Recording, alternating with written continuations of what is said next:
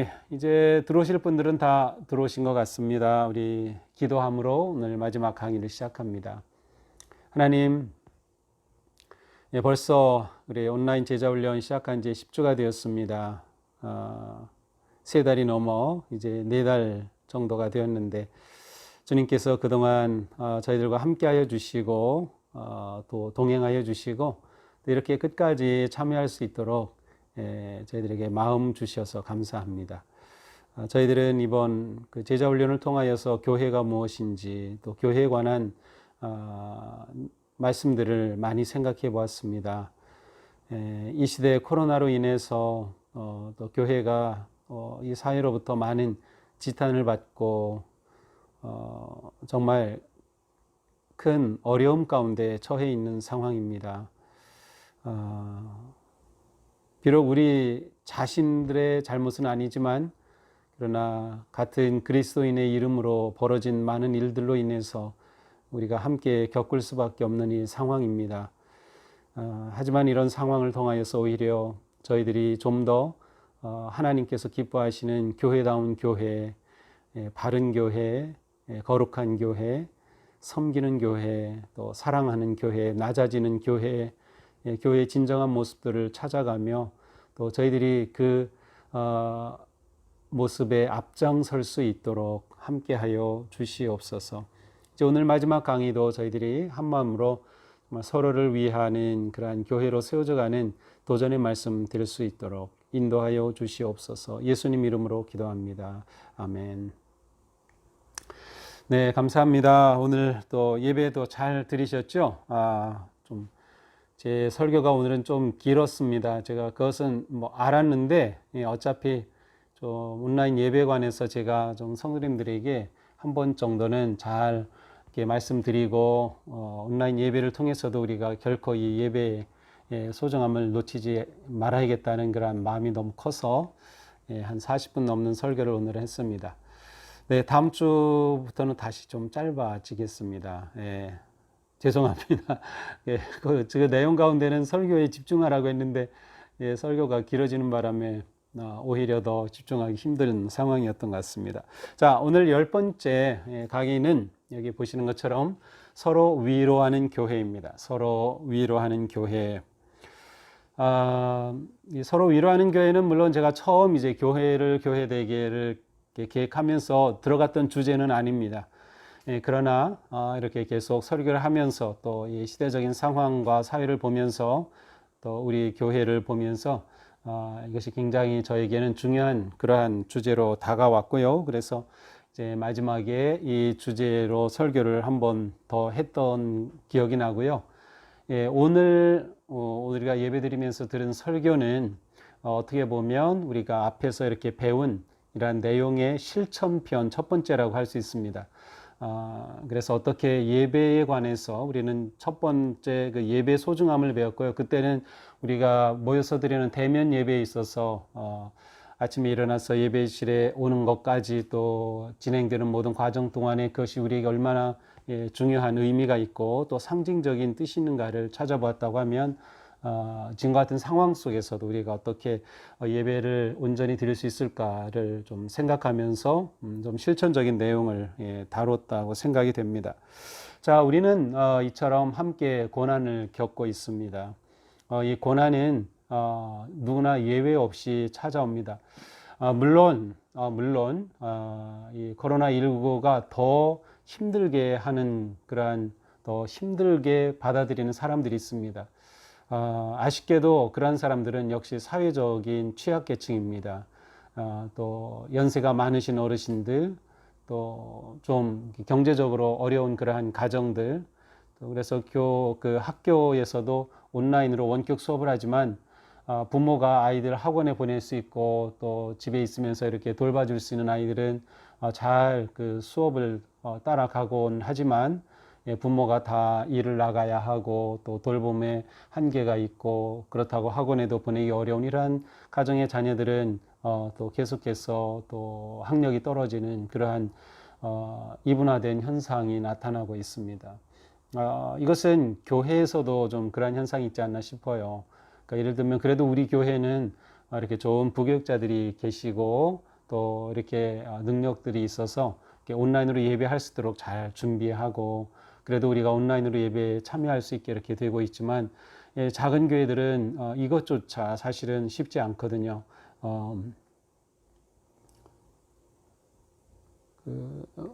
담임 목사 혼자서 모든 걸 다 해야 되는 교회 대부분이죠. 보통 개척교회라고 하지만 사실은 뭐 50명 미만의 교회, 100명 미만의 교회들은 물론 성도들 가운데 젊은 사람들이 있어서 이렇게 도와줄 수 있으면 좋지만 그렇지 못한 목사들이 너무 많아요. 교회조차도 이러한 뭐라고 할까요? 좀 큰 교회는 좀 더 이렇게 잘할 수 있고 작은 교회는 못하게 되는 이런 상황이죠. 근데 이러한 것을 보면서 정말 우리는 많은 그 안타까움을 가집니다.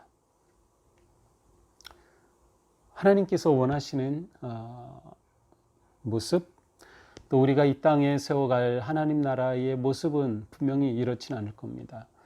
하나님의 사랑이 넘치고 모든 사람이 정의롭게 또 공평하고 공정한 그러한 인간적 대우를 받으며 살아가야 할 사회이겠죠. 이제 그러지 못한 이 상황 속에서 우리는 모두 어려움 가운데 처해 있습니다. 자, 이러한 상황 속에서 과연 우리가 진정한 교회라고 할 때는 어떠해야 할까를 좀 생각해 보는 것이죠. 글쎄요, 여러분, 제가 1번에 해당이 되는 건데요. 데살로니가전서 5장 6절부터 15절인데 여기 나온 말씀은 이제 고난의 때에 성도들이 어떻게 살아야 하는지 그 사도 바울의 말씀이 담겨져 있습니다.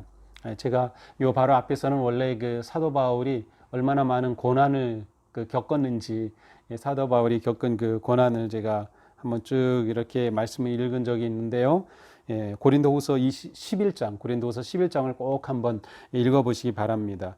데살로니가전서 5장 6절부터 15절에 이제 이러한 말씀이 나오죠. 고난의 때 어떠해야 하는가? 다른 사람들처럼 잠자지 말고 깨어 있으며 정신 차립시다. 정신 차려야 합니다. 우리가 이때 정신 차리지 못하면 교회가 정말 살아나기 어렵습니다. 이 사회적으로 이렇게 굉장히 부정적인 이미지와 인식이 꽉 박혀 있는 이런 때 정말 앞으로 어떻게 전도하겠습니까? 그리스도인을 만나는 것도 다 꺼려하는 사람들인데 말이죠. 이런 사회에서 우리가 그리스도인이라는 것을 밝히는 것도 너무도 어려울 것이고 다가서는 것은 더 힘들 것입니다. 뭔가 우리가 정신 차리고 지금 제대로 하지 않으면 정말 희망이 없을지도 모릅니다. 자, 깨어있고 정신 차리십시오. 여러분은 이제 제가 읽습니다. 서로 격려하고, 서로 격려하고, 서로 덕을 세우십시오. 서로 화목하게 지내십시오. 서로 격려하고, 덕을 세우고, 화목하게 지내라. 그냥 목사가 하는 말이 아닙니다. 여러분, 우리가 사랑하며 지내야 합니다. 그냥 제가 하는 말이 아니고요. 하나님의 말씀이에요. 그러니까 우리는 이 코로나로 인해서 가정마다 굉장히 지금 어려움에 처할 그런 환경입니다.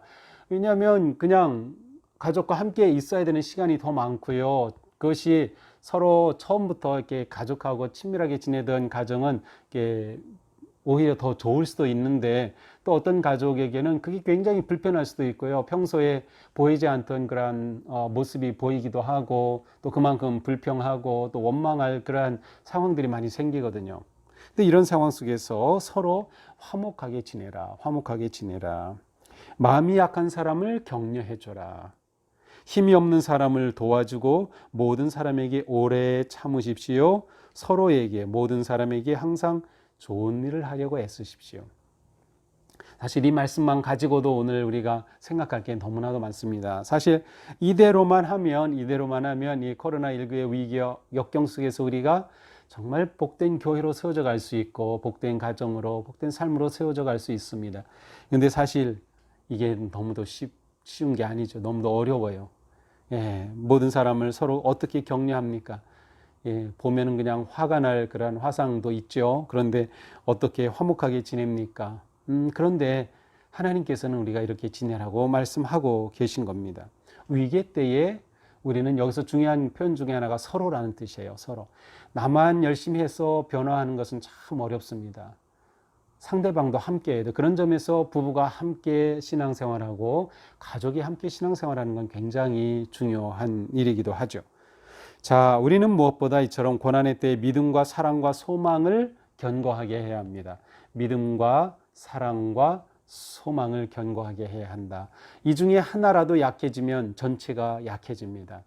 우리가 하나님에 대한 믿음, 예수 그리스도에 대한 믿음이 약해진다면 이 고난의 때에 버텨갈 수 있겠습니까? 우리가 소망이 약해진다면 우리는 무엇을 보고 무엇을 기대하며 지금의 어려움을 이겨나갈 수 있겠습니까? 우리가 서로 사랑하지 않는다면 지금 사는 이 시간을 우리가 어떻게 행복한 시간으로 살아갈 수 있겠습니까? 그러니까 우리는 모든 고난을 통해서도 믿음과 사랑과 소망을 견고하게 해야 합니다. 영적인 삶을 더욱 견고하게 해나갈 기회로 삼아야 합니다. 비온 뒤에 굳어진다는 그런 속담처럼 실제로 이 고난이 저는 우리 성도님들에게 우리들이 정말 믿음이 견고해지는 하나님이 주신 기회가 되면 좋겠다. 그래서 이 코로나19로 인해서 오히려 우리가 더 견고해지고 우리의 관계가 더 친밀해지고 하나님에 대한 우리의 마음이 더 뜨거워지고 우리가 교회라고 하는 그리스도의 한 몸 된 이 의식이 더 강화된다고 하면 코로나19 이후에 우리가 어떻게 놀랍게 변화될지 우리는 큰 것을 기대하고 소망할 수 있을 것입니다. 매우 중요한 것이죠. 고난의 때에 오직 주님이 우리를 위로하신다. 그렇습니다. 사도 바울은 주님이 우리를 위로하신다라는 그러한 표현을 사용하고 있어요. 주님께서 우리를 위로하신다. 그러니까 우리가 이 고난의 때에 서로 위로할 수 있는 근거는 힘은 주님의 위로입니다. 그러니까 내 힘으로 위로하는 건 어렵습니다. 어쩌면 불가능할지도 모릅니다. 하지만 주님께서 우리를 그렇게 사랑하여 주시고 위로하여 주신 그 은혜를 힘입어서 우리는 위로를 하며 살아갈 수 있는 것이죠. 그런 점에서 우리가 믿음을 굳게 해야 하고 소망을 굳게 붙잡아야 하고 사랑의 삶에서 흔들리면 안 되는 것이죠. 고린도후서 1장 3, 4절에 이런 말씀을 주셨어요. 우리 주 예수 그리스도의 아버지신 하나님을 찬양합시다. 그는 자비로우신 아버지, 온갖 위로를 주시는 하나님이시요 온갖 환난 가운데서 우리를 위로하여 주시는 분이십니다. 그렇습니다. 하나님은 환난 가운데서 우리를 위로하여 주신다.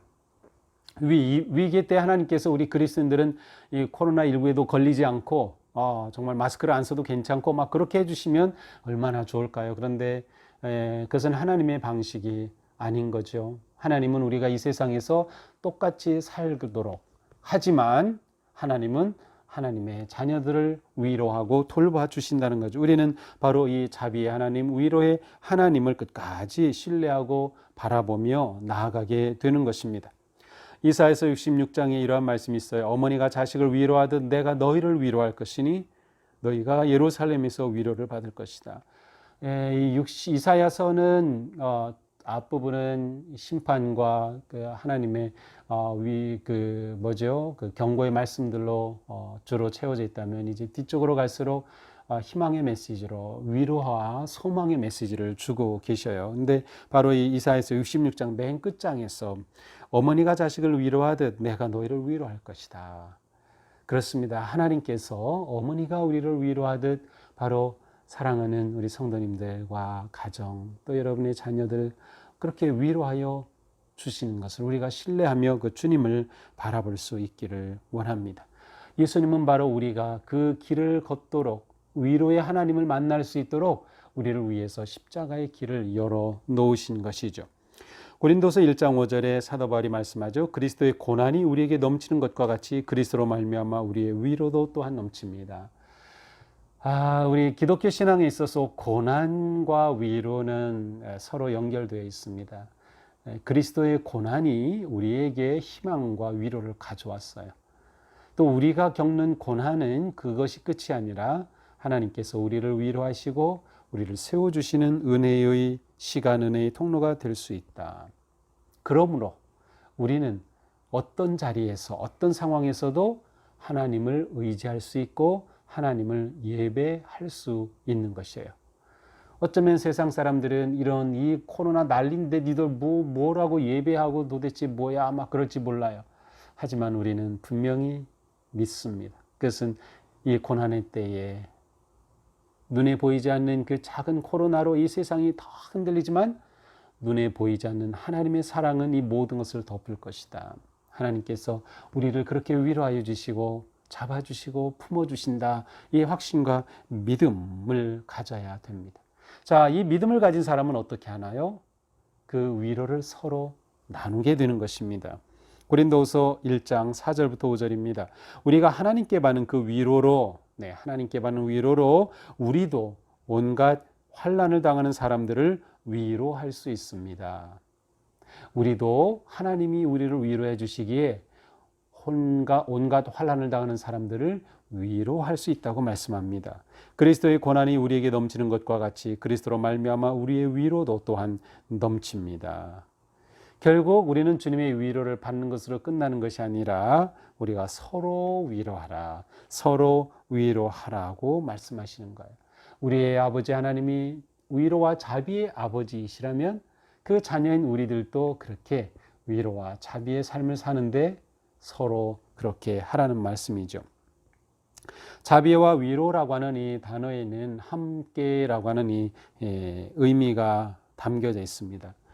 자비하면은 영어로는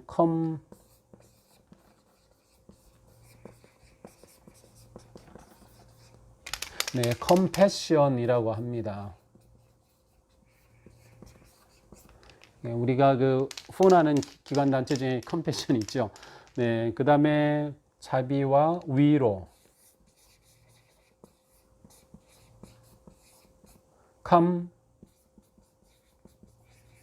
comfort라는 단어가 있는데, 요 come이라고 하는 이 단어의 뜻은 함께라는 뜻이에요. 함께. 그래서 우리는 공동체 하면은 커뮤니티라고 하죠. 커뮤니티. 여기서 보면 바로 이 come이라는 단어가 있어요. 우리가 서로 위로한다, 자비의 삶을 산다라고 할 때는 바로 함께 한다는 의미가 담겨져 있어요. 그래서 우리는 이 고난의 때에 함께 해줘야 돼요. 말로도 함께 해주고, 기도로 함께 해주고, 손을 잡아 함께 해주고, 지원하고 후원하면서 함께 해주고, 우리는 함께함으로 위로하게 되는 것이죠. 하나님께서는 우리를 위로하시기 위해서 어떻게 하셨어요? 우리와 함께 해주시려고 인간의 몸을 입고 오신 예수님이시잖아요. 우리와 완벽하게 함께 하시기 위한 하나님의 놀라운 모습을 우리는 볼 수 있습니다. 메시아 그리스도이신 예수님은 우리를 위로해 주시기 위해서 우리와 함께하기 위해 이 땅에 오신 주님이시죠. 그 주님께서 이 땅에 오셨을 때 그 시대를 보면서 한탄하신 적이 있으셔요. 마태복음 11장 17절에 말씀합니다. 우리가 너희에게 피리를 불어도 너희는 춤을 추지 않았고 곡을 해도 너희는 울지 않았다. 우리가 피리를 부는데 춤추지 않고 곡을 해도 울지 않는다. 우는 사람과 너희가 함께 울어줘야 하는데 그러지 않은 시대, 슬퍼하는 사람과 함께 슬퍼해줘야 되는데 그러지 못하는 시대, 잘된 사람은 격려하고 축하해줘야 되는데 그러지 못하는 시대를 주님께서는 한탄하셨습니다. 코로나19가 우리에게는 어떻게 행동할지를 도전해 줍니다. 둘 중에 하나입니다. 코로나19로 인해서 우리가 더 각박해져서 살든지 아니면 오히려 이것을 위로의 기회로 삼아서 함께하는 삶을 선택하든지 둘 중에 하나일 것입니다. 주님께서 완전히 우리와 같은 사람이 되셔서 우리를 그렇게 품어주신 것처럼 우리도 누군가와 함께하는 삶의 길을 선택하는 것, 이것이 교회의 진정한 모습이라는 것이죠. 저는 이 설교를 하고 또 이때쯤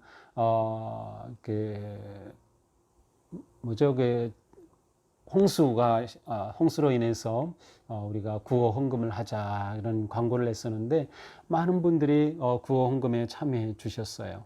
얼마나 정말 뭐라고 할까요? 감동했는지 몰라요. 또 우리가 추석을 맞이하면서 우리 지역의 어려운 분들을 도와주자. 또 추석 헌금을 하시는 분들도 많이 계셨어요. 또 어떤 분들은 정말 작은 액수지만 본인도 어렵지만 또 그렇게 헌신하고 또 참여하는 분들도 계셨고요. 사실은 그분이 대상이 되실 것 같은데 또 그러한 분이 헌금하시기도 하는 이러한 모습들이 정말 진정한 우리 교회의 모습이다. 그래서 우리 교회가 또 많이 우리 교회 자체도 어렵지만 또 이러한 어려운 이웃과 교회들을 돕는 일에 우리 성도님들이 이렇게 참여하는 것은 정말 아름다운 또 진정한 교회로 세워져가는 모습이라고 생각이 됩니다. 또 어떤 분은 또 이 설교를 들으시고 위로하는 교회라는 설교를 들으시고 본인이 경제적으로 정말 그렇게 뭐 안정된 것도 아닌데 선뜻 어려운 분을 위해서 좀 사용해 달라고 이렇게 헌금을 하신 분도 계셨어요. 얼마나 제가 감동을 받았는지 모릅니다. 이러한 모습들은 정말 우리가 서로 위로하는 교회로 세워져가는 정말 아름다운 모습이다. 아름다운 모습이다. 그러니까 우리가 이러한 우리 교회에 대해서 좀 자부심을 가질 필요가 있어요. 우리가 비록 세상에 홍보하고 널리 알리진 못한다 하더라도 우리가 이렇게 작은 마음이지만 함께 하려고 하고 위로하고 아픔에 동참하고 또 슬픔에 위로하려고 하는 우리의 이러한 모습들이 정말 우리를 교회답게 세워가는 그러한 모습이라고 할 수 있을 것입니다. 사도 바울은 빌립보 교회에 이렇게 편지했습니다. 그리스도 안에서 여러분에게 무슨 격려나 사랑의 무슨 위로나 성령의 무슨 교제나 무슨 동정심과 자비가 있거든 여러분은 같은 생각을 품고 같은 사랑을 가지고 뜻을 합하여 한마음이 되어 내 기쁨이 넘치게 해 주십시오. 여러분들이 저에게 기쁨이 넘치게 해 주십시오. 그런데 그 방법은 서로 교제하는 것이에요. 서로 동정심을 가지고 있는 것이에요. 서로가 위로하고 함께하는 그러한 모습으로 살아가는 거죠. 서로 열심히 위로하는 것. 아마 이것이 우리가 코로나를 이겨나가는 가장 중요한 방식 가운데 하나가 아닐까요? 이것이 진정한 교회로 세워져가는 그러한 모습이 아닐까 생각합니다. 제가 종종 사랑은 명사가 아니라 동사, 믿음도 명사가 아니라 동사라고 말하듯이 위로 역시 명사가 아니고 동사입니다. 동사 행동으로 나타나지 않는다면 위로는 우리와 아무런 상관이 없을 것입니다. 우리는 누구나 다 위로할 수 있습니다. 쉽게는 바로 함께 사는 가족부터 바로 곁에 있는 우리의 가족부터 시작해 보시기 바랍니다. 가족을 내가 어떻게 위로하고 격려할 수 있을까? 코로나19로 우리 아이들이 너무도 학교도 못 가고 힘든데 어떻게 우리 아이들을 위로할 수 있을까? 우리 남편을 어떻게 위로하고 아내를 어떻게 위로하고 우리 부모님들을 어떻게 위로할 수 있을까?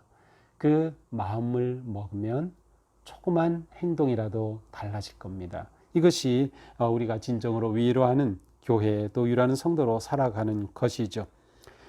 때로는 누군가의 굳건한 믿음이 우리에게 위로를 줍니다.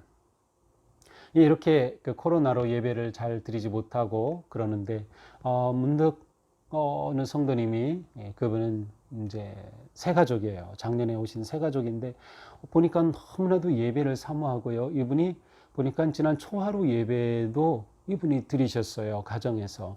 신앙생활 오래 하신 분이 아니고요. 작년에 우리 교회 새로 오신 분이에요. 그런데 이분이 그렇게 예배에 참여하고 제가 참여는 이제 어떻게 하냐면 이분이 자녀 이름으로 초하루 새벽 예배에 감사헌금을 하셔서 제가 알았어요. 얼마나 제가 격려가 되었을까요? 정말 믿음의 삶의 모습이 격려가 됩니다.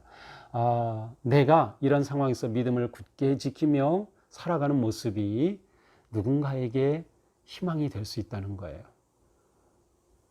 내가 믿음 위에 굳게 서서 이런 상황에서도 흔들리지 않을 때 물론 나를 보고 있는 가족에게도 희망이 되겠지만 또 속회나 클래스 멤버들에게도 희망이 되고 또 우리 서로에게 어떤 모습으로든 희망이 될 수 있는 것이죠.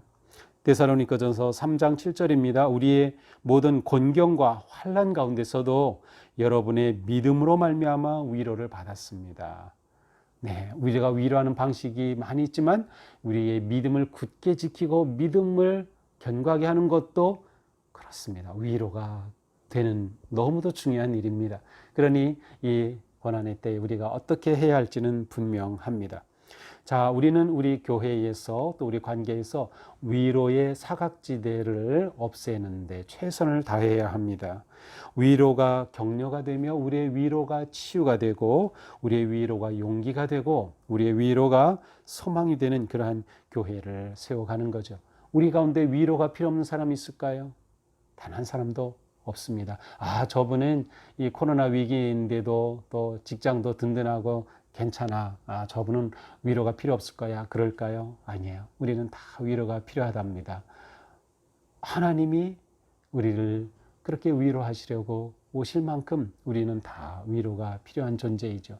하나님은 우리가 서로 위로하는 걸 너무 기뻐하시고 우리가 서로 위로하는 교회가 된다면 하나님께서 우리 교회를 얼마나 기뻐하실까요? 그러한 교회를 하나님께서 은혜와 복을 부어주시지 않을까요? 이것은 당연한 일입니다. 우리가 서로 위로하는 교회가 되는 것 얼마나 좋습니까? 빌레몬서 1장 7절에 이렇게 말씀하죠. 형제여, 나는 그대의 사랑으로 큰 기쁨과 위로를 받았습니다. 성도들이 그대로 말미암아 마음의 생기를 얻었습니다. 그렇습니다. 빌레몬이라고 하는 어떻게 보면 그냥 아주 작은 사람이죠. 도망간 사람일 수도 있고 죄수였다가 도망간 사람일 수도 있는 이러한 사람이지만 그 한 사람이 바울에게 위로가 되고 격려가 되고 또 다른 성도들에게 위로와 힘을 주었다고 말씀하고 있어요. 우리 모두는 누군가에게 그렇게 힘이 될 수 있습니다. 이미 이렇게 온라인 제자 훈련에 참여하는 것 자체가 우리가 정말 교회로 세워져 가는데 큰 힘이 된다는 것을 저는 알고 있습니다. 하나님은 우리가 이렇게 위로하는 교회, 위로하는 삶 살기를 원하고 계십니다. 우리가 그려보는 교회다운 교회 어떤 모습일까요? 바로 이러한 모습이 아닐까요? 우리가 이러한 모습을 생각하면서 이 한 주간 그리고 또 앞으로도 그래 우리가 위로하는 교회가 되자. 특별히 이 고난의 시대에 우리가 세상을 향해서 진정한 교회 모습을 보여줄 수 있는 아주 중요한 길이 여기에 있습니다. 비록 세상 사람들은 우리가 어떤지를 잘 이해하지 못하고 어떻게 보면 우리 입장에서는 너무나도 섭섭하죠. 어떻게 우리를 이렇게 생각할 수 있을까요? 가까이 하기 싫고 정말 시끄러운 존재로 불의하게 사는 정말 우리가 이 세상에 필요 없는 존재처럼 물론 여기에는 뭐 이런 말이 제가 하면 좀 안 될 것 같으네. 근데 어떤 좀 이렇게 편을 가르는 그러한 뭔가 좀 있긴 했지만 그거는 아니죠. 그렇지는 않아요. 하지만 우리는 이런 상황에서 우리가 비록 불이익을 당하는 그런 아픔이 있고 정말 그러한 서러움이 있지만 그래도 우리는 서로 위로하는 이 일만큼은 포기하고 놓칠 수 없다. 그래서 우리가 이러한 삶을 향해 힘써 나가야 하겠습니다. 함께 울며 함께 아파하는 그러한 위로의 교회가 된다면 우리는 넉넉히 코로나를 이기고 또 코로나뿐만 아니라 우리를 향한 모든 도전을 넉넉히 이겨내고 하나님이 기뻐하시는 영광스러운 천국 교회를 세워가게 될 줄로 믿습니다. 네, 오늘도 참여해 주신 여러분 진심으로 감사하고요.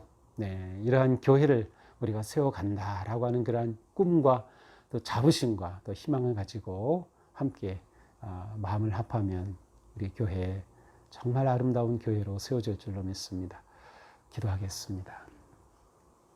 하나님 너무도 고맙습니다. 이렇게 코로나19의 위기 가운데서도 또 온라인으로 교회를 생각할 수 있도록 또는 어떻게 우리가 교회다운 교회로 세워져야 할지를 또 깨달을 수 있도록 인도해 주신 그 은혜에 감사합니다. 주님, 저희가 그동안 온라인으로 참여한 이 과정을 통해서 단지 그냥 깨달음으로 끝나는 것이 아니라 작은 것 하나라도 구체적으로 행동하고 실천하고 정말 우리 교회가 교회다운 교회, 거룩한 교회로 세워져가는 그러한 아름다운 모습이 우리 안에서 일어날 수 있도록 성령님께서 함께하여 주옵소서. 특별히 이 과정에 참여한 우리 사랑하는 성도들 주님께서 함께하여 주시고 그 삶의 위기와 어려움과 아픔과 또 절망적인 이러한 상황 속에서도 우리 하나님 힘 주시고 또 용기 주시옵소서. 정말 하나님께서 위로하여 주시고 잡아주시옵소서. 포기하지 않게 하시고 절망하지 않게 하시고 하나님 안에서 소망을 가지고 또 끝까지 기다릴 수 있으며 또 주님을 의지하며 주님께서 다시금 회복시켜 주시고 일으켜 주시고 또 세워주실 것을 신뢰하면서 우리 다 이겨낼 수 있도록 도와주시옵소서. 예수님 이름으로 기도합니다. 아멘. 네, 드디어 우리 10주의 과정이 끝났습니다. 여러분 참여해 주신 여러분 진심으로 사랑하고 축복합니다. 여러분 참 대단하십니다. 여기 얼굴은 안 보이지만 여기 문자 쓰면 그 사람 아주 가장 예쁜 모습을 최대한 뽀샵해서 올렸겠죠. 정말 다 예쁩니다. 우리 서로를 축복하면서 오늘 마치면 좋겠습니다. 한 주간 또 앞으로 승리하는 여러분 되시기를 축복합니다. 사랑합니다. 고맙습니다.